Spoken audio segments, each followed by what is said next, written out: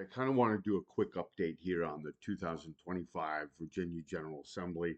And today is the 8th of January, which was the start point for the 2025 short 45-day session. However, today, as Cardinal News reported, the 2025 session was delayed by one day because the storm that came through knocked out the water system.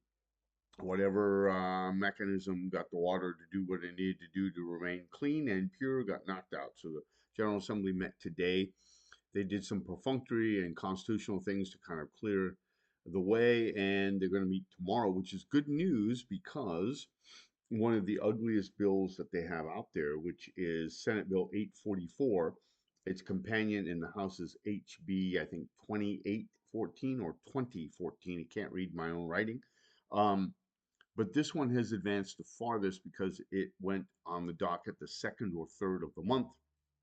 It has some seemingly benign provisions. Apparently, the State Patrol has been whining, and this is my take on it, that it just is too difficult to register people because they have such a burden with the sex offender registry. And instead of removing this enormous burden by removing the registry, or seriously degrading it, which is a costly endeavor, costing I mean, having the registry is costly to the tune of six figures every single year, millions to set it up and maintain over the lifetime.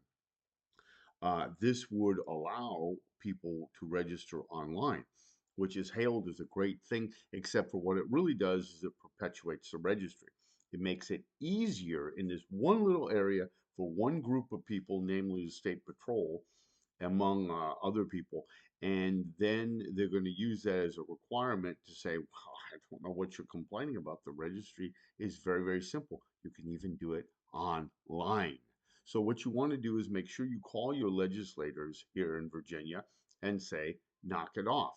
Don't do a thing. It also says that if you're a tier 2 registrant, meaning that you have to register for 25 years, you now will have to register twice a year instead of once a year if you violate any provision, no matter how small. So let's say that you fail to disclose your employer, as happened to a young man in Richmond. He had disclosed it to a compliance officer who came by. The compliance officer was, in a word, incompetent.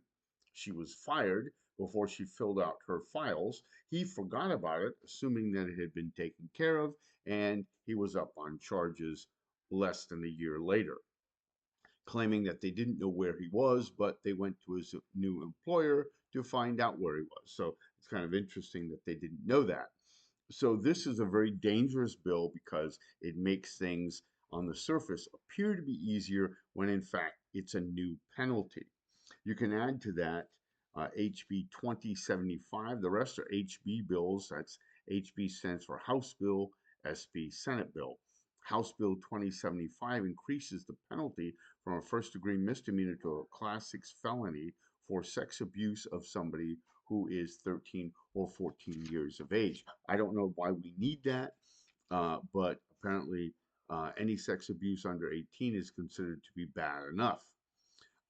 We have some other ones, of course, out there which are pretty bad too.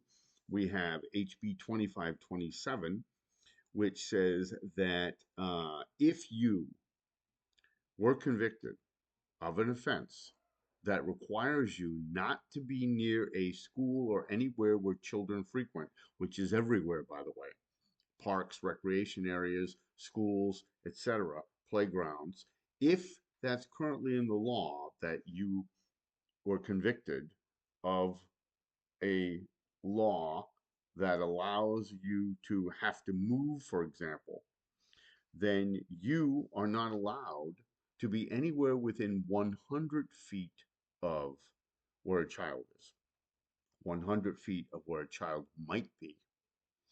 That is one of the most egregious one. That is a class 6 felony, okay, which often allows a mandatory 5-year penalty. So in short, HB 2527 says that if it's already something that's prohibited by law, then now you have to stay outside 100 feet. You can't be within 100 feet of that particular location. Sorry, I'm trying to go through these fairly quickly here. Um, let's see. HB 1586 is kind of nice. It allows increased compensation for somebody wrongfully placed. Of course, you have to be winning your battle with the court in order to be considered to be uh, wrongfully placed. Um, that increases it to 30,000 per year. Um, you've got, let's see, HB 2301 adds nieces and nephews to a list of crimes against nature. So we want to make sure that we get if uncle or an aunt, which is also terms used, uncle and aunt, those words are added to it. If they commit crimes against nieces and nephews, that's considered crime against nature. And of course, there's a penalty for that too. Um, so we have also some very interesting ones going forth here. So we have HB 2124, which Deliet Maldonado worthily brought forth again.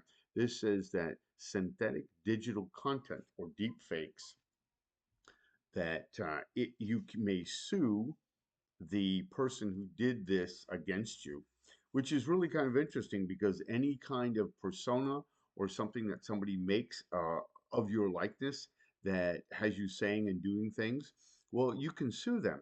Which brings up the question I brought up last year when she had this bill. Does that include police? Because they come up with deep fakes against you all the time. They pimp individuals out there, and if they do deep fake, will you be able to use that in a lawsuit against them? I don't see anywhere in the law which says that that's not allowed at all. Okay, obviously, this one, HB 2224, adds selling and purchasing of minors to offenses added to the sex offender registry. So there's a great many bills here that have to do with. Oh, here's one, HB 1846. This is one I was looking for. If you change your name, you must notify the victim, or that is a class 6 felony. So imagine if you get married. Imagine if you go into the witness protection program. Imagine if you just want to change your name because you never liked it. You make a cosmetic change to your first name. Well, you've got to notify your so-called victim, or you are in trouble. So that is just a little bit of the raft of the questionable bills that have come out in the General Assembly just today. Raft of bills today. Please reach out to your Congress or to your delegate or to your senator.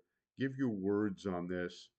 A lot of these bills may not go forward, but you'd be surprised how many who do, which do.